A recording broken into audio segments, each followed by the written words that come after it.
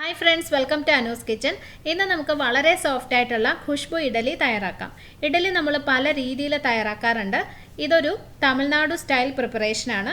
ഈ രീതിയിൽ ചെയ്ത് കഴിഞ്ഞാൽ നല്ല സോഫ്റ്റ് ആയിട്ടുള്ള ഇഡലി നമുക്ക് തയ്യാറാക്കാൻ പറ്റും. അപ്പോൾ ഇതെങ്ങനെയാണെന്ന് നോക്കാം.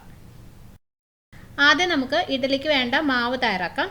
അതിനുവേണ്ടി ഞാനിവിടെ 2 കപ്പ് അരി വെള്ളത്തിലിട്ട് വെച്ചിട്ടുണ്ട്. ഞാൻ എടുത്തിരിക്കുന്നത് സോണ മസൂരി റൈസാണ്. ഇതിന് പകരം നിങ്ങൾക്ക് ഇഡലി റൈസ് ഉപയോഗിക്കാം. അപ്പോൾ ഇത് 2 കപ്പ് സോണ മസൂരി റൈസാണ്.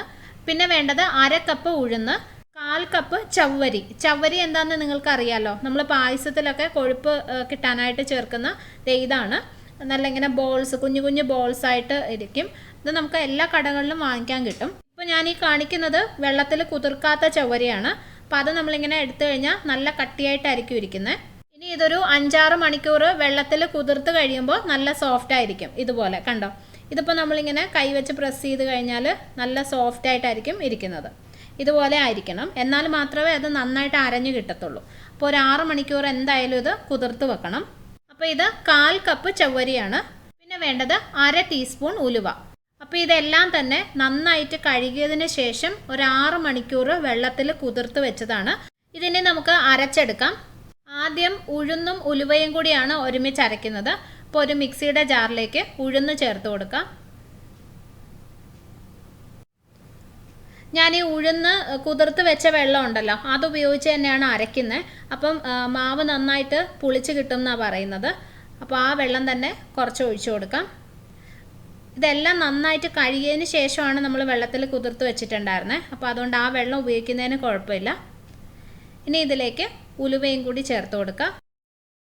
ഇതിനെ നമുക്ക് അരച്ചെടുക്കാം. ഉഴുന്ന് നല്ല മയത്തിൽ ഒട്ടും തരിയില്ലാതെ അരച്ചെടുക്കണം. പിന്നെ അതുപോലെ ഉഴുന്ന് അരയ്ക്കുന്ന സമയത്ത് വെള്ളം കൂടിപ്പോവരുത്, അത് ഒത്തിരി ലൂസായി പോവാതെ നോക്കുകയും വേണം.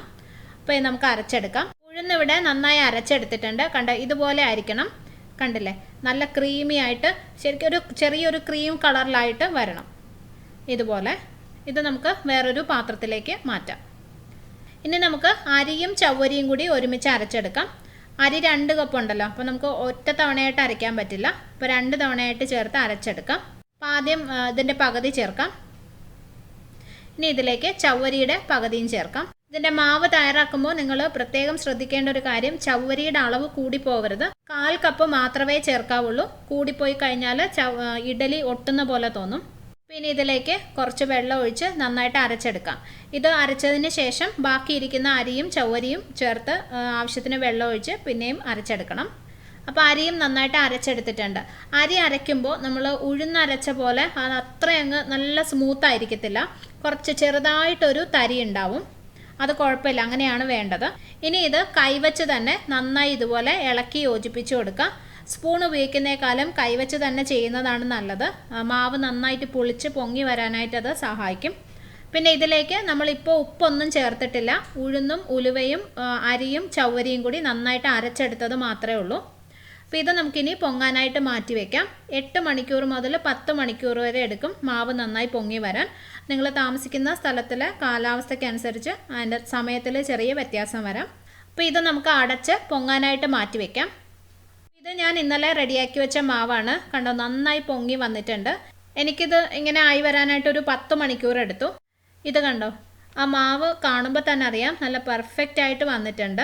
കണ്ടില്ലേ, നിറയെ കുമിളയൊക്കെ ആയിട്ട്. ഇത് നിങ്ങൾ ഒത്തിരി ഇളക്കി അതിൻ്റെ ആ കുമിളയൊന്നും അങ്ങനെ പൊട്ടിച്ച് കളയരുത് കേട്ടോ.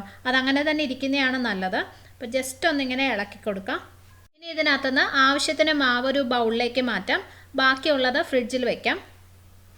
ഒരു 2-3 ദിവസം ഉപയോഗിക്കാനുള്ള മാവുണ്ടാവും. അപ്പോൾ കുറച്ച് മാവ് ഞാനൊരു ബൗളിലെടുത്ത് വെച്ചിട്ടുണ്ട്. അതിലേക്ക് പാകത്തിനുള്ള ഉപ്പ് ചേർത്ത് കൊടുക്കാം. ഇനി ഇതൊന്ന് ഇളക്കി യോജിപ്പിച്ച് കൊടുക്കാം. ഈ മാവിനെ നമുക്ക് ഇഡ്ഡലി തട്ടിലോട്ട് ഒഴിച്ച് ആവി കയറ്റിയെടുക്കാം. അതിന് മുന്നേ ഇഡ്ഡലി തട്ടിൽ ഞാൻ കുറച്ച് എണ്ണ തേക്കുന്നുണ്ട്. ഞാൻ നല്ലെണ്ണയാണ് ഉപയോഗിക്കുന്നത്. നിങ്ങൾക്ക് ഇഷ്ടമുള്ള ഏതെണ്ണ വേണമെങ്കിലും എടുക്കാം. പക്ഷെ ഞാൻ സാധാരണ ഇഡ്ഡലി ഉണ്ടാക്കുമ്പം നല്ലെണ്ണ ഉപയോഗിച്ചാണ് ചെയ്യാറുള്ളത്. ഒത്തിരി എണ്ണ വേണ്ട, കുറച്ചൊന്ന് സ്പ്രെഡ് ചെയ്താൽ മതി. ഇനി ഇതിലേക്ക് മാവ് ഒഴിച്ചു കൊടുക്കാം.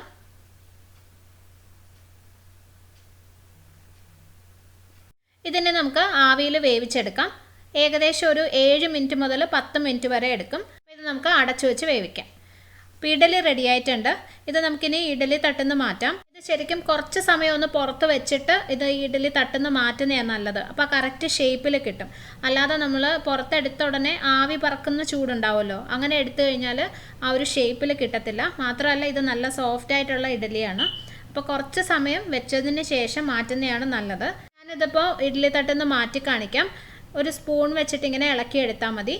പിന്നെ ഇത് ഇളക്കാൻ വേണ്ടിയിട്ട് ഞാനൊരു ഗ്ലാസ്സിൽ കുറച്ച് വെള്ളം എടുത്ത് വെച്ചിട്ടുണ്ട്.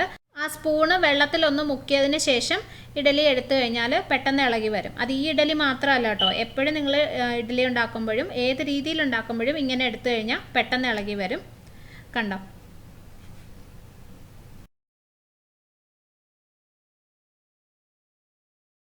ഇഡലി എല്ലാം ഞാനിവിടെ തട്ടുന്ന മാറ്റി വെച്ചിട്ടുണ്ട്. ഇത് കണ്ടോ, നല്ല സോഫ്റ്റ് ആയിട്ടുള്ള ഇഡലിയാണ്. കണ്ടില്ലേ? ഇത് നല്ല പെർഫെക്റ്റ് ആയിട്ട് വന്നിട്ടുണ്ട്. അപ്പോൾ ഇൻഗ്രീഡിയൻസിൻ്റെ അളവ് കറക്റ്റായിട്ട് ശ്രദ്ധിച്ചു കഴിഞ്ഞാൽ ഇതുപോലെ നല്ല സോഫ്റ്റ് ആയിട്ടുള്ള ഇഡ്ഡലി നമുക്ക് വീട്ടിലുണ്ടാക്കാം. നിങ്ങൾ ട്രൈ ചെയ്ത് നോക്കണം. ഇഷ്ടപ്പെട്ടാൽ എനിക്ക് കമൻറ്റ് ചെയ്യാൻ മറക്കരുത്. അതുപോലെ പ്ലീസ് എൻ്റെ വീഡിയോ നിങ്ങളുടെ ഫ്രണ്ട്സുമായിട്ടും ഫാമിലിയായിട്ടൊക്കെ ഷെയർ ചെയ്യണം. ഇനി നമുക്ക് വേറൊരു നല്ല റെസിപ്പിയായിട്ട് കാണാം. Thank you for watching Anu's kitchen.